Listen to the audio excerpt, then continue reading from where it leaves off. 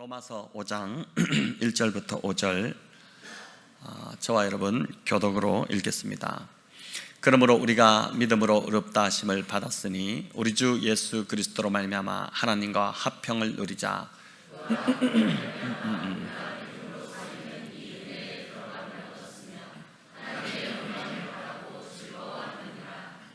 다만 이뿐 아니라 우리가 환난 중에도 즐거워하나니 이는 환난은 인내를. 함께 읽겠습니다. 소망이 우리를 부끄럽게 하지 아니함은 우리에게 주신 성령으로 말미암아 하나님의 사랑이 우리 마음에 부은 바 됨이니. 아멘. 하나님의 영광을 즐거워하라 라는 제목으로 금요기도회 때 다뤘던 본문으로 한 번 더 오늘 살펴보고자 합니다. 지난 금요기도회에서 우리는 이신칭의의 복음이 가져온 세 가지 축복 중에서 두 가지를 살펴보았습니다. 그 첫 번째가 하나님과 화평케 되는 복이었습니다. 1절은 이렇게 이야기합니다. 우리 주 예수 그리스도로 말미암아 하나님과 화평을 누리자. 화평을 누리자라고 권유하는 말처럼 들리지만 헬라어 원문은 화평을 누리고 있다로 되어 있습니다. 이미 우리는 예수님 때문에 하나님과 화평을 누리는 관계가 되었다는 것입니다. 사실 우리는 이런 위치가 아니었습니다. 10절에 나오듯이 우리는 하나님과 원수였던 자였습니다. 하나님의 눈에 띄기만 하면 진노의 불이 우리를 삼켜버릴 것 같은 그런 관계가 하나님과 우리의 관계였습니다. 너무 무섭고 두려워서 도저히 하나님께 나아갈 수 없고 하나님을 피해서 이제 숨어 살아야 하는 처지가 바로 인간의 상태였습니다. 하지만 이제는 화평을 누리고 있다고 합니다. 그 이유를 본문은 분명히 밝히는데 십자가에서 우리 죄를 위해 죽으신 예수 그리스도로 말미암음이다 라고 합니다. 우리 이제 1절부터 11절까지 이 본문 속에서 보면 예수 그리스도로 말미암아 라는 말이 무려 6번이나 반복되고 있습니다. 굉장히 많이 반복되는 것입니다. 또 십자가에서 죽으심이라는 말은 4번이나 반복됩니다. 우리는 여전히 연약하고 죄를 짓는 중에 있었을 그때에 하나님께서 우리를 위해 예수 그리스도를 보내심으로 하나님과 화목하게 하셨다는 것이죠. 그 결과로 우리에게 잃어버렸던 평안이 찾아온 것입니다. 두 번째 복은 은혜의 보좌 앞에 담대히 나아가게 된 복이었습니다. 히브리서 기자가 말씀하듯이 휘장 사이로 살 길이 열렸습니다. 우리가 살 길, 딴 데 있는 것이 아니라 바로 히브리서 기자는 휘장 사이로 살 길이 열렸다고 하는데 그 휘장은 곧 예수 그리스도의 육체다, 몸이다 라고 이야기했습니다. 십자가에서 예수님이 몸 찢기시고 피 흘리셔서 운명하셨을 때 성소와 지성소를 막고 있던 그 두꺼운 휘장이 위에서부터 아래로 쫙 찢어졌습니다. 예수님의 몸이 찢어지면서 성소의 휘장이 찢어졌고 하나님께로 나아갈 수 있는 살 길이 열린 것입니다. 이제는 예수님을 의지해서 하나님께 담대히 나아가 기도할 수 있는 길이 열린 것입니다. 정리해서 다시 말씀드리면 이신칭의가 가져온 첫 번째 복은 하나님과 화평하게 되는, 화목하게 되는, 그렇게 그 복이 임함으로 잃었던 평안을 되찾게 된 것이고, 두 번째 복은 죄로 인해 하나님을 떠나 하나님께 나아가는 길을 잃어버렸던 인간들이 예수님으로 인해 하나님께 나아가는 그 살 길이 열려서 은혜의 보좌로 담대히 나아갈 수 있게 된 그 은혜가 임했다는 것입니다. 자, 이제 오늘 이신칭의가 가져온 세 번째 복에 대해서 살펴보고자 하는데, 이신칭의의 세 번째 복은 하나님의 영광을 바라고 즐거워하게 된 복입니다. 2절 뒷부분에 우리 읽어볼까요? 하나님의 영광을 바라고 즐거워하니라. 아멘. 예수님의 그 십자가 사건으로 새롭게 태어난 사람들, 거듭난 자들은 이전에 추구하던 것들이 의미가 없어지기 시작합니다. 이전에 재밌어 하던 것들이 흥미가 떨어지기 시작하고, 이전에 대단하게 보였던 것들도 이제 시시해 보이기 시작합니다. 또 그것 안 가지면 안 될 것 같고, 또 그것 없으면, 또 그것 안 하면 안 될 것 같았던 것들도 이제 그 안 해도, 또 그것 없어도 크게 문제가 없고 무관하게 됩니다. 삶의 진짜 의미를 발견했기 때문이고, 삶의 참 목적과 진정한 기쁨, 세상의 헛된 어떤 기쁨, 헛된 쾌락이 아니라, 일시적인 그런 쾌락이 아니라 진짜 참 기쁨에 눈을 떴기 때문입니다. 저는 우리 모든 성도님들도 만물을 새롭게 보는 이 영적인 눈이 떠지기를 간절히 소망합니다. 이신층의 은혜를 맛보고 눈이 떠진 그리스도인들은 육적인 눈만을 가지고 살아가지 않습니다. 그동안 닫혀있던 영적인 눈이 열리게 됩니다. 영적인 눈이 열리지 않으면 보는 게 한계가 있고 제한적입니다. 보이는 것이 전부인 줄로 알고 그냥 그렇게 살아갑니다. 그러니 늘 불안하고 염려가 있습니다. 자신에게 닥치는 상황이 이해가 안 되고, 상황이 어려워지면 더 불안해지고 더 큰 두려움에 사로잡힙니다. 민수기에 나오는 발람이 그 대표적인 사례라고 할 수 있습니다. 민수기 22장에 보면 발람이 애꿎은 나귀를 지팡이로 막 때리는 장면이 나옵니다. 모압왕 발락이 발람을 고용해서 이스라엘 백성들을 저주해달라고 사주했는데, 그 말을 듣고 몇 번을 거절하다가 이제 재물에 눈이 어두워서 이 발람이 길을 나서게 됩니다. 그런데 그때 일어났던 일인데, 발람이 나귀를 타고 가는 길에 여호와의 사자가 칼을 빼들고 길을 막고 있는 그 장면을 나귀가 본 것입니다. 놀란 나귀가 피하려고 밭으로도 들어가고 이제 안 하던 행동을 하기 시작하는 거죠. 또 길이 좁으니까 벽 담 쪽으로 막 붙어가지고 막 발이 끼는 일도 생기고, 이런 해프닝이 벌어지자 발람이 이 나귀가 미쳤나, 이 나귀가 왜 이러나 싶어가지고 세 차례나 심한 채찍질을 했습니다. 나귀 눈에도 보이는 그 칼을 들고 서 있는 여호와의 사자가 재물의 눈이 어두웠던 발람의 눈에는 보이지 않았던 것입니다. 계속 채찍에 맞는 나귀의 입을 하나님이 열어주셨죠. 그러자 나귀가 발람을 향해 참고 있던 말을, 억울함을 막 토로합니다. 왜 죄 없는 나를 때리냐는 것입니다. 민수기 22장 30절 우리 같이 읽겠습니다. 나귀가 발람에게 이르되 나는 당신이 오늘까지 당신의 일생 동안 탄 나귀가 아니냐? 내가 언제 당신에게 이같이 하는 버릇이 있었더냐? 그가 말하되 없었느니라. 네, 나귀가 참 똑똑합니다. 나귀가 발람보다 오히려 훨씬 낫습니다. 평생을 탄 나귀가 갑자기 이런다면 이유가 있을 게 아니냐, 이유가 있다는 걸 왜 깨닫지 못하느냐는 것이죠. 31절 32절 마저 우리 읽어볼까요?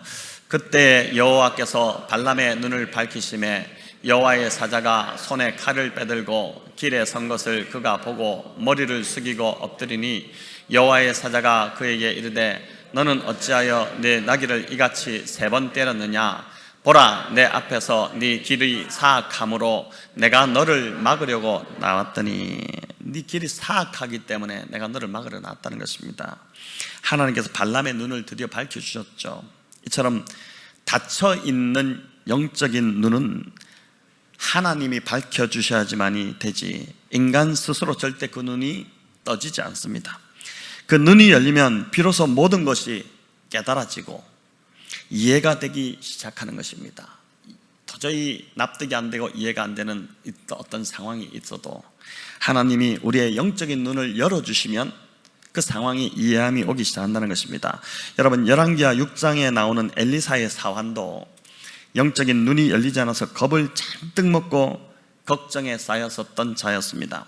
아람 왕이 선지자 엘리사를 잡기 위해 이스라엘을 좀 어떻게 잡아먹어보고자 하는데, 이 엘리사 때문에 너무나도 골치가 아프니까 자꾸 정보가 새 나가는데 우리 안에 누가 내통하는 자가 있나 싶어서 이제 살펴보니까 내통하는 자가 있는 것이 아니라 하나님께서 엘리사를 통해서 아람 왕이 마음만 먹으면 그걸 알려주시니까 뭐가 되지를 않는 상황이니까 엘리사부터 잡아야겠다 싶어서 군대와 말과 마병을 다 이렇게 보내서 엘리사가 사는 그 성읍을 막 에워싸게 됩니다. 그때 사환이 그 광경을 보고 육적인 눈으로만 그 상황을 바라본 것이죠.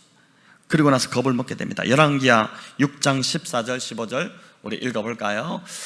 왕이 이에 말과 병거와 많은 군사를 보내매 그들이 밤에 가서 그 성읍을 에워쌌더라. 하나님의 사람의 사환이 일찍이 일어나서 나가보니 군사와 말과 병거가 성읍을 에워쌌는지라. 그의 사환이 엘리사에게 말하되 아, 내 주여, 우리가 어찌하여야 하리까? 자, 이게 보니까 아, 내 주여, 우리가 어찌하여야 할까? 아, 내가 어찌해야 하나? 여러분, 이게 우리의 반응이지 않습니까? 영적인 눈이 닫혀 있는 사람들은 두려움이 또 어려움이 닥치면 어쩔 줄 몰라 하고 걱정만 합니다. 발을 동동 구릅니다. 이 사람 저 사람 찾기 바쁩니다. 하지만 영적인 눈이 열려있던 엘리사는 완전 다르게 반응했습니다. 우리 16절 17절도 읽습니다. 대답하되 두려워하지 말라. 우리와 함께한 자가 그들과 함께한 자보다 많으니라 하고 기도하여 이르되 여호와여 원하건대 그의 눈을 열어서 보게 하옵소서 하니 여호와께서 그 청년의 눈을 여심해 그가 보니 불말과 불병거가 산에 가득하여 엘리사를 둘렀더라. 아멘. 엘리사가 하나님께 간절히 기도하자 하나님의 그 종, 엘리사의 종인 청년의 눈을 열어주셨고 엘리사를 또 자신을 둘러싸고 있는 그 정말 가득한 불말과 불병거를 보게 됩니다. 아람 왕이 보낸 군대보다 비교할 수 없이 많은 수많은 하늘의 천군 천사가 그 성을 에워싸고 있는 그 광경을 보자 비로소 그 마음의 안도감이 찾아오게 된 것이죠. 하나님께서 저와 우리 성도님들의 영적인 눈도 열어주시기를 간절히 바랍니다. 엘리사의 기도로 젊은 종의 영적인 눈이 열렸듯이 성도 서로 간의 기도를 들으시고 하나님께서 우리의 눈을 열어서 하나님의 영광을 보게 하는 일들이 일어나기를 바랍니다. 이 영적인 눈이 열려 하나님의 영광을 바라볼 때 우리는 고난 가운데서도 즐거워할 수 있고 고난을 이길 수 있는 힘을 얻게 됩니다. 스데반은 사람들이 돌로 치려고 하는 그 순간에 하늘이 열리며 하나님의 영광이 나타나는 것을 보았습니다. 사도행전 7장 54절 56절 우리 읽어볼까요?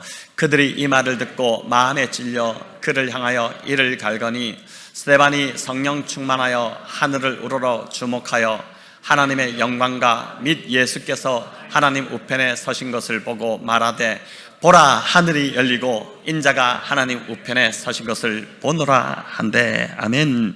자신을 향해 이를 가는 성난 군중들 사이에서 스데반이 그 군중들을 본 것이 아니라 하늘을 우러러 주목하여 봤다는 것이 중요합니다. 여러분, 우리가 문제가 터지면 상황이 어려워지면 늘 그 문제를 바라보면서 발을 동동 구르고 근심에 가득 쌓입니다. 근데 우리가 그때 바라봐야 돼. 우리가 진짜 주목해서 바라봐야 될 것은 그 상황에서 스데반이 하늘을 우러러 바라봤다는 것, 하늘의 하나님을 바라봤다는 것이 중요하죠. 그렇게 바라볼 때 하늘이 열리며 하나님의 영광이 나타나고 예수 그리스도께서 하나님 보좌에 서신 것을 그렇게 본 것입니다. 여러분, 그래서 저와 여러분 무엇을 주목하여 보느냐가 중요합니다. 어떤 사람은 매일매일 주식이 오르는지 내리는지를 핸드폰으로, 컴퓨터로 늘 그것만 주목하여 보는 사람이 있고, 또 내가 가진 부동산이 오르고 내리는지를 늘 주목하여 보기도 합니다. 또 어떤 분은 자녀의 성적을 늘 주목하여 봅니다. 내가 너를 지금 보고 있다, 지켜보고 있다. 이게 자녀에게 얼마나 압박이 되고 부담스럽겠습니까? 이런 것들을 주목하여 보는 사람은 절대 성령 충만할 수 없습니다. 이런 것들은 주목하여 보면 볼수록 불안만 더 커지고 걱정만 더 쌓여갑니다. 우리가 진짜 바라봐야 될 것은 이런 것이 아니라 우리의 고개를 들어 하늘을 바라봐야 되고 하늘에 계신 하나님 아버지를 바라볼 때 우리 안에 있는 염려와 걱정, 우리의 눈이 열리면서 아, 정말 하나님이 계시구나, 이게 보일 때 우리 안에 있는 염려가 사라지게 된다는 것이죠. 오늘 바울은 이 이신칭의의 복음, 즉 예수님을 믿음으로 의롭게 된 자들에게 세 번째 복이 임했는데 그건 바로 하나님의 영광을 바라고 즐거워하는 복이라고 합니다. 십자가의 은혜를 경험하면 그 순간 영적인 눈이 열려서 하나님의 영광이 보이기 시작합니다. 이전에는 세상의 영광이 보였고 그 세상 영광을 추구하고 살아가는 것이 그게 재미였고 즐거움이었고 삶의 이유였고 목표였습니다. 하지만 하나님의 영광을 경험하고 나면 다른 세상 것이 눈에 들어오지 않습니다.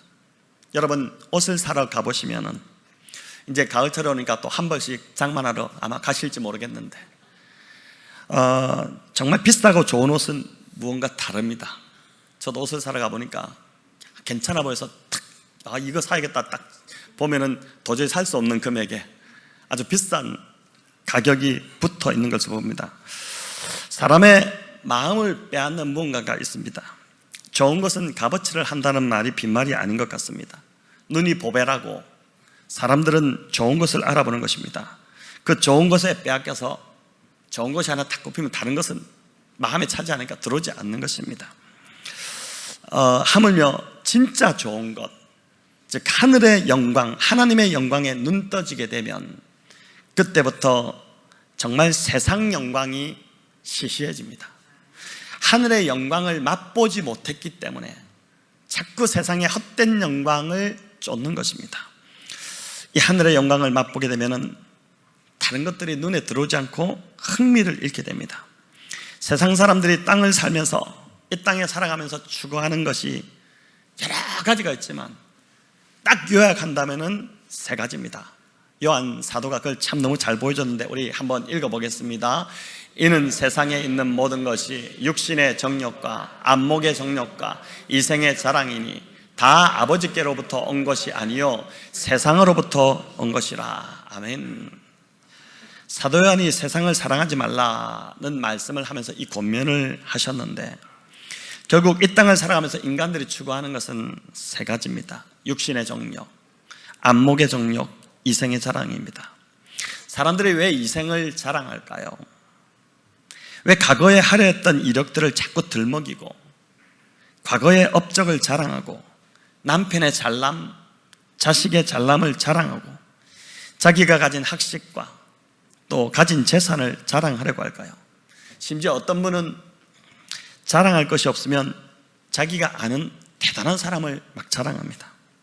사실 알고 보면 잘 아는 것도 아닌데도 마치 잘 아는 것처럼 자랑합니다. 그런데 이는 결국 이런 유명한 사람을 알 정도로 내가 대단한 사람이다, 내가 대단한 인맥을 갖고 있는 사람이라고 하는 자기 자랑인 것이죠. 자, 그렇다면 왜 인간이 이렇게 자기를 자랑하기를 쉬지 않을까요? 궁금하지 않습니까? 왜 이렇게 나도 그렇고 그러니까 저 사람도 그렇고 또 저 사람도 왜 자꾸 저렇게 자랑질을 할까? 자랑하기를 좋아할까? 여러분, 우리 인간은 처음부터 영광을 위해 지어진 존재이기 때문에 그렇습니다. 소요리문답 1문의 해설에도 나오지만 인간은 하나님께 영광을 돌리도록 창조되었습니다. 그래서 인간은 영광스러운 것에 반응하기를 좋아하고 영광을 추구하는 특성을 가진 채로 지음받았다는 것입니다. 인간 안에 하나님이 심어 놓으신 일종의 DNA라고 할 수 있고 특성이라고 할 수 있습니다. 그래서 사람들은 영광의 순간에 함께 하려고 하고 영광의 순간을 보면 흥분을 감추지 못합니다. 얼마 전 파리올림픽이 끝났지만 사람들이 마지막 결승과 같은 그런 영광의 순간에는 어떻게 합니까? 시간차가 안 맞는데도 잠도 자지 않고 함께 하려고 하는 그 이유가 무엇이겠습니까? 인간은 창조 때부터 영광에 강력하게 매료되고 그 영광을 추구하며 살아가도록 지음을 받았기 때문에 그렇습니다. 인간이 인간이 아닌 다른 피조물들은 영광에 대한 추구가 없습니다. 동물 중에 영광을 추구하는 동물을 보신 적이 있습니까? 집에서 키우는 강아지가 영광을 추구하시던가요? 폴 트립이 그에 져서 이제 돈과 섹스라는 그 유명한 책을 썼지 않습니까? 그 책에서 콧볼소가 뿔의 크기를 자랑하지 않는다. 또 사슴들은 모여서 4년에 한 번씩 누가 더 높이 뛰는가 점프 대회를 여는 사슴들은 없다. 그런 소리를 들어보지 못했다. 새들은 다른 새들의 깃털을 부러워하지 않고 왜 내가 이런 모양으로 태어났냐고 불평하는 새가 없다는 것입니다.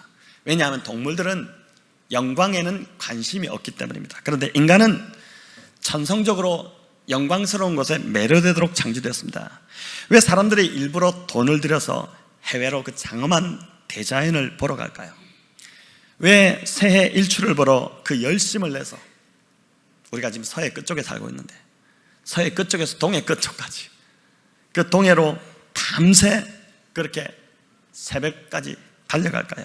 인간 안에 영광에 대한 갈망이 있기 때문입니다. 그리고 이 갈망은 궁극적으로 우리를 하나님의 영광으로 인도하는 역할을 합니다. 그래서 영광에 매료되고 영광을 갈망하고 영광을 추구하는 것은 하나님이 주신 것이기 때문에 이는 사실 선한 것이라고 할 수 있습니다. 하나님의 영광을 추구하도록 인간 안에 하나님이 이 장치를 심어 놓으신 것입니다.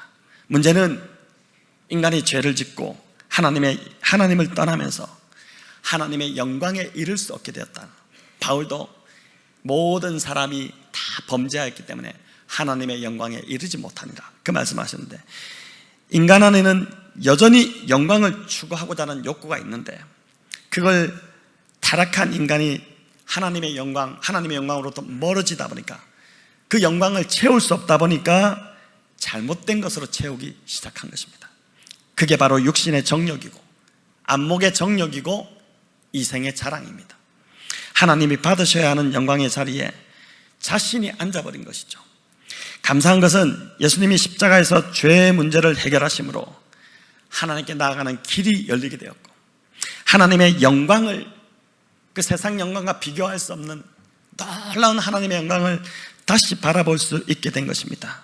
우리의 영적인 눈을 열어주셔서 진짜 영광을 볼 수 있게 하신 것이죠. 그래서 이신칭의의 믿음으로 정말 구원을 얻은 자들은 너무나 자연스럽게 하나님의 영광을 찾게 되고 그걸 바라게 되고 그 영광을 즐거워하게 됩니다. 이게 자연스럽다는 것입니다. 하나님의 영광을 바라고 즐거워하는 자들의 특징은 무엇보다 예배가 즐거워진다는 것입니다. 왜 그럴까요? 하나님의 임재의 영광이 가장 강력하게 나타나는 것이 바로 예배의 자리이기 때문에 그렇습니다. 예배보다 하나님의 영광이 강하게 나타나는 곳은 없습니다. 이걸 경험하는 자는 매주 예배 드리는 것에 대해 설레는 마음이 생기고 예배를 사모하게 되고 예배의 자리에 앉으면 마음이 편해지고 그렇게 좋을 수가 없습니다. 마음이 뜨거워지고 감사가 막 넘쳐납니다. 하나님을 찬양하는 것도 새 노래로 마음을 다해 찬양하게 됩니다. 시편에 새 노래로 여호와를 찬양하라 이런 표현이 참 많이 나옵니다. 새 노래로 찬양하라는 것은 최근에 새로 나온 그런 찬양으로 찬양하라는 것이 아닙니다. 새롭게 된 마음으로 찬양하라. 그게 새 노래로 찬양합니다. 이미 알고 있는 똑같은 찬양, 이전에도 많이 부른 찬양, 한 30년 전에 나온 찬양이라 할지라도 그 찬양을 내 마음이 새로워져서 새 마음으로 하나님을 노래하면 그게 바로 새 노래로 찬양하는 것입니다.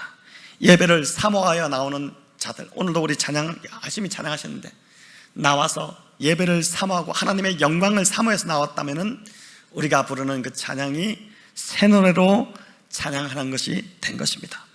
베드로는 예수님과 함께 산에 올라갔다가 예수님이 변모하시는 그 영광을 경험합니다. 그 순간이 얼마나 좋았던지, 주여 우리가 여기 있는 것이 좋사오니, 이렇게 고백하죠. 주여 우리가 여기 있는 것이 좋사오니. 그리고 초막셋을 짓겠다고 합니다. 아예 내려가지 않겠다는 것입니다. 그 영광이 너무 좋으니까 저 세상으로 가고 싶지 않다는 것이죠. 제가 이제 아이들을 데리고 선교를 여러 차례 이제 나가면서 갈 때마다 경험한 것이 뭐냐면은 한 중반쯤 지나가기 시작하면 아이들 입에서 한국 돌아가기 싫다는 말이 나옵니다. 서울 가기 싫다 이런 말이 막 나옵니다. 그러니까 서울 가면 또 공부해야 되고 학원 가야 되고 그래서가 아니라, 물론 그런 아이도 있겠지만 대부분의 아이들은 지금의 누리는 이 영광 너무 좋은 거예요. 아침에 일어나서 묵상하고 하루 종일 밖에 나서 복음 전하고 예수님 전하고 저녁에 또 와서 기도해야 하고, 뜨겁게 기도할 때 임하는 하나님의 영광을 참 어린아이들이 맛보기 시작하면서, 그게 뭐 너무 좋으니까 이 베드로처럼 주여 여기가 좋사오니 제가 내려가기 싫습니다, 나 그냥 여기 눌러 살랍니다, 초막새 찍고 눌러 살겠습니다, 이렇게 하는 것처럼 아이들이 서울 가기 싫습니다, 목사님 그냥 여기 있으면 안 될까, 계속 살고 싶습니다, 시설이 좋은 것도 아니고 뭐 날씨가 뭐 덥고 이런데도 불구하고 그렇게 한다는 것입니다. 여러분, 제가 좋아하는 찬송가 중에 442장 저장미꽃 위에 있을 이 찬양이 있는데 3절 가사가 밤 깊도록 동산 안에 주와 함께 있으려 하나, 괴로운 세상에 할 일 많아서 날 가라 명하신다. 이 찬양 가사가 참 와닿는데, 저의 마음도 정말 밤 깊도록 동산 안에 주와 함께 있고 싶습니다. 괴로운 세상에 할 일이 많기 때문에 내려가라는 것이죠. 가서 거기서 일을 해야 된다, 그 말씀을 하신 것입니다. 그러나 정말 밤 깊도록 동산 안에 주와 함께 있고 싶은 것, 이게 바로 하나님의 영광을 바라고 즐거워하는 자들 안에 일어나는 반응입니다. 지난주 30일 기도에 나오셨던 한 성도님이 기도하는 1시간이, 우리 8시부터 9시까지 지금 기도하잖아요. 1시간이 목사님 금방 지나갑니다, 이런 말씀을 하셨습니다. 저는 그분이, 그 자리가, 그 기도하는 1시간이 하나님의 영광을 즐거워하는 자리이기 때문에, 하나님의 영광을 그가 경험하고 있기 때문에 그렇다고 생각이 듭니다. 어떤 분은 기도의 자리에서 시간이 정말 안 가는 분들이 있습니다. 그래서 기도하다가 시계를 몇 번이나 보는지 모릅니다. 조금 봤는데 3분 지나 있고, 조금 봤는데 한 5분. 그러니까 저와 여러분의 신앙이 정말 밤 깊도록 동산 안에 주와 함께 있고 싶은 신앙, 그 신앙의 수준까지 되어져 가시기를 바랍니다. 하나님의 영광을 사모하고 경험하게 될 때 우리는 이 찬양의 고백이 나의 고백으로 절로 나오게 될 것입니다. 여러분, 이렇게 영적인 눈이 열려 하나님의 영광을 바라보며 즐거워하는 자는 오늘 본문에 보니까 환난 중에도 즐거워하게 된다라고 합니다. 우리 3절과 4절을 같이 읽겠습니다. 이는 다음 거 넘어주시면, 같이 읽겠습니다. 다만 이뿐 아니라 환난은 인내를, 인내는 연단을, 연단은 소망을 이루는 줄 알미로다. 아멘. 어떻게 환난 중에 즐거워할 수 있을까요? 영적인 눈이 열렸기 때문입니다. 환난이 인내를 낳고, 인내가 연단을 낳고, 연단이 소망을 이룬다는 것을, 그 영적 원리에 눈이 떠졌기 때문입니다. 하나님께서 지금 이 고난을 결국 소망으로 바꿔주실 거라는 그 믿음이 있기 때문에 지금 비록 고통스럽지만 반드시 이 시간을 소망으로 바꿔주실 거라는 그 믿음이 있기 때문에 환난 중에도 기뻐할 수 있는 것이죠. 하지만 여러분, 환난은 결코 만만치 않습니다. 단어 의미 그대로 환난입니다. 그런데 이 환난이 우리로 하여금 인내하게 만듭니다. 인내할 수밖에 없습니다. 인내 안 하면 어떻게 하겠습니까? 다른 길이 없습니다. 생존이 걸려 있어서 피할 수 없게 만들어 놓으셨습니다. 지금의 환난이 힘들어서 만약 다른 길을 선택한다면 거기서도 똑같이 환난을 겪을 것입니다. 왜요? 이미 하나님이 나를 연단하시기로 작정하셨기 때문입니다. 그런데 놀라운 것은 불같은 환난을 참고 견디는 그 시간을 통해 내 안에 하나님이 보시기에 좋지 않았던 불순물이 제거되기 시작한다는 것입니다. 쇠를 여러 불순물이 들어있는 그 쇠를 불 속에 담궈 넣으면 그 불 속에서 불순물이 제거되어서 온전한 쇠가 나오는 것 같은 것입니다. 여러분, 이게 환난의 은혜입니다. 힘들고 죽을 것 같지만 그 환난을 인내하는 시간을 거치면서 내 안에 불순물이 사라지고 정결케 되는 일들이 일어납니다. 그런데 그것으로 그치지 않습니다. 인내의 시간은 또한 나를 연단하기 시작합니다. 여러분, 쇠를 재련하는 자들은 버겋게 달군 쇠를 끄집어내서, 그 이제 불순물이 제거된 거잖아요. 근데 그거로 끝나는 게 아닙니다. 그 끄집어내서 망치로 사정없이 두들겨 팹니다. 왜 패겠습니까? 재련사가 원하는 모양을 만들기 위함입니다. 그냥은 절대 안 만들어집니다. 불에 달구어서 쇠의 강함이 꺾여서 말랑말랑해질 때 비로소 모양을 잡을 수가 있게 됩니다. 하나님이 우리를 사랑하셔서 구원하셨지만 우리의 모습은 얼마나 고집이 세고 성격이 강한지 절대 안 바뀝니다. 교양 있는 척하고 성품 좋은 척하지만 성질이 보니까 보통이 아닙니다. 다들 헌성격합니다. 또 예수님을 믿었지만 여전히 내 안에 불순물이 많습니다. 그래서 환난이 오는 것입니다. 자녀가 아니라면 하나님이 내 인생 관심도 없겠지만, 관심이 1도 없겠지만 자녀가 되었기 때문에 그냥 둘 수 없는 것입니다. 그래서 환난이 옵니다. 환난에 불이 없으면 절대 바뀌지 않을 텐데 그 불 속에서 불순물이 제거되고 강함이 꺾이기 시작합니다. 그리고 연단을 통해 하나님이 원하시는 모습으로 저와 여러분을 만들어 가시는 것입니다. 여러분, 도공들이 불 속에서 방금 꺼낸 그 벌겋게 달궈진 쇠를 망치로 두드릴 때 처음에는 사정없이 팹니다. 모양을 잡아야 되기 때문에 그냥 막 팹니다. 근데 이렇게 두들겨 맞으니 여러분, 인생이 얼마나 아픕니까? 죽을 것 같죠. 그러나 맞아야 바뀝니다. 맞지 않으면 절대 변하지 않습니다. 하지만 평생 맞는 것 아닙니다. 걱정하지 마세요. 모양이 잡혀갈수록 도공이 망치자라는 강도가 약해집니다. 왜요? 모양이 잡혀갈수록 얇아지고 모양을 만들잖아요. 그걸 세게 두들겨서 패면 다 부러지죠. 그러니까 내가 지금 처음에는 되게 두들겨 맞았는데 지금 좀 약해지고 있다. 그럼 내가 지금 하나님이 원하시는 형상으로 모양이 잡혀가고 있다. 이렇게 생각하시면 될 것 같습니다. 우리 중에 지금 연단의 과정을 지나는 분들이 계실 것입니다. 잘 통과하시기를 바랍니다. 바울은 고린도서 4장 17절에서 환난을 이렇게 표현했습니다. 참 위로가 되는 말씀인데 같이 읽어볼까요? 우리가 잠시 받는 환난에 경한 것이 지극히 크고 영원한 영광에 중한 것을 우리에게 이루게 함이니. 아멘. 바울이 우리가 잠시 받는 환난을 뭐라고 표현합니까? 경한 것이라고 표현하죠. 나중에 받게 될 그 영광, 영원한 영광을 중한 것이라고 표현했습니다. 이 말씀대로라면 지금의 환난, 비록 힘들고 죽을 것 같지만, 아프지만 견뎌볼 만하지 않겠습니까? 나중에 우리가 받게 될 그 영광과는 비교할 수 없기 때문에 견뎌볼 만하지 않을까요? 여러분, 중요한 건 이 모든 과정이 하나님의 손길이라는 것입니다. 5절을 같이 읽겠습니다.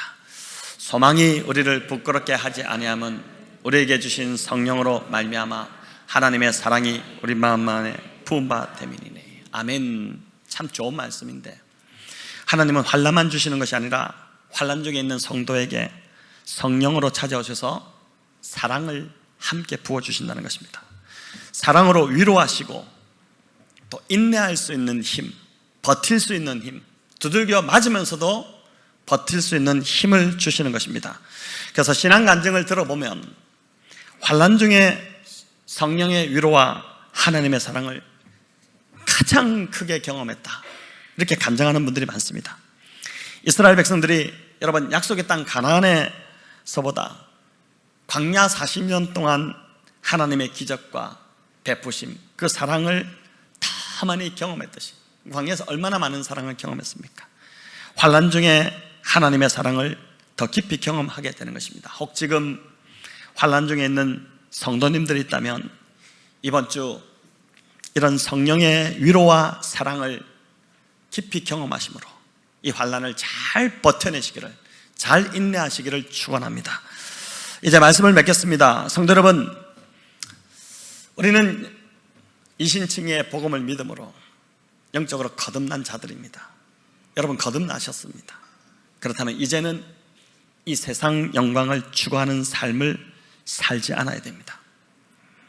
우리가 바라보아야 할 것은, 우리가 주목해서 보아야 할 것은 하나님의 영광이고 그분을 즐거워하는 것입니다.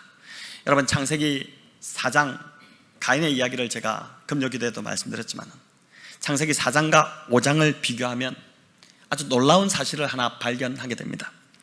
4장에는 가인의 계보가 나오고 5장에는 또 하나의 계보가 나오는데 바로 아담의 계보가 나옵니다.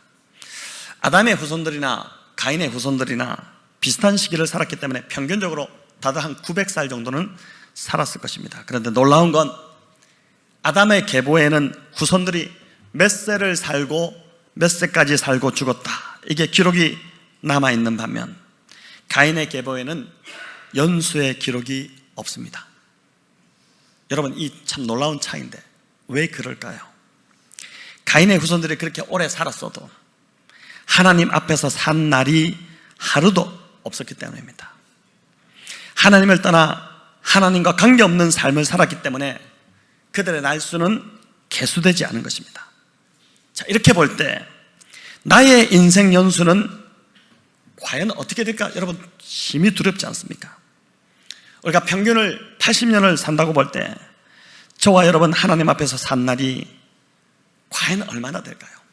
우리 모두는 다 하나님의 심판대 앞에 설 텐데 하나님이 계수하신 우리의 날수, 엄중하신 우리 하나님께서 불꽃 같은 눈동자로 우리의 평생을 지켜보셨는데 그 하나님께서 계수하신 우리의 날수가 80년을 살았음에도 고작 3, 4년밖에 되지 않는다면, 아니 하나님 앞에 산 날수가 1년도 되지 않는다면 우리가 그 심판대 앞에서 얼마나 부끄러울까요? 요한계시록 3장은 4대 교회를 향한 책망입니다. 우리 마지막으로 같이 읽어볼까요? 내가 내 행위를 아노니 네가 살았다 하는 이름은 가졌으나 죽은 자로다. 살았다 하는 이름은 가졌으나 죽은 자로다. 저와 여러분 평생 하나님 앞에서 산 것 같은데 이런 평가를 받는다면 얼마나 끔찍하겠습니까? 네가 평생 교회를 다닌다고 했지만 사실은 생명, 그리스도의 생명이 없이 나와 상관없는 종교 생활만 한 것이다. 이것이 주님 앞에 섰을 때 주님이 우리를 향한 평가라면 이 얼마나 두려운 상황이 될까요? 여러분, 저는 심히 두렵습니다. 내가 이 땅에서 아무리 많은 걸 이루고 성공했다 하더라도, 또 열심히 살았다 하더라도, 또 교회 봉사를 열심히 하고 했다 하더라도 하나님이 그걸 계수하시지 않고 인정해 주시지 않는다면 무슨 소용이 있겠습니까? 여러분, 오늘 본문은 보니까 2절에 즐거워하는 것으로 시작해서 11절에 하나님 앞에서 하나님 안에서 즐거워하는 것으로 끝이 납니다. 하나님과 화목된 자의 특징, 즐거움입니다. 그리스도인은 절대 우울한 자들이 아닙니다. 그리스도인의 C.S. 루이스도 이야기했잖아요. 우리 한가족 교회에서 배웠지만 그리스도인의 특징적인 정서는 기쁨입니다. 즐거움입니다. 나의 영광을 추구하기를 멈추고 우리가 나의 의를 드러내고 나의 영광을 추구하고 그렇게 살아갈 때는 이 즐거움이 사라집니다. 하지만 나의 영광 추구하기를 멈추고 하나님 영광을 위해 살아갈 때, 또 먼저 하나님 나라와 그의 의를 먼저 구할 때, 주의 몸된 교회를 정말 사랑해서 오늘 우리 윤근사님 기도하셨듯이 성령 안에서 섬기고 봉사하고 이렇게 우리가 살아갈 때 우리 안에 이 진짜 즐거움이 회복되기 시작할 것입니다. 이신칭의의 복음으로 인해 우리 안에 세 가지 축복이 주어졌습니다. 하나님과 화평하게 되었고, 하나님이 두려워서 도저히 나갈 수 없던 우리가 화평하게 돼서 우리 안에 평안이 회복되었고, 두 번째는 하나님께 나가는 길을 잃어버렸던 우리들이 하나님께 나가는 길, 오직 유일한 한 길, 예수 그리스도를 통해서 우리가 하나님께 나아가게 되었고, 그리고 하나님의 영광을, 진짜 영광, 세상의 헛된 영광을 추구하는 자들이 아니라 진짜 영광인 하나님의 영광을 바라고 즐거워하는, 그래서 그 즐거움이 회복되었다는 것입니다. 여러분, 이 세 가지 복이 우리의 평생에 계속해서 더 풍성하게 넘쳐나시기를 우리 주님의 이름으로 축원합니다.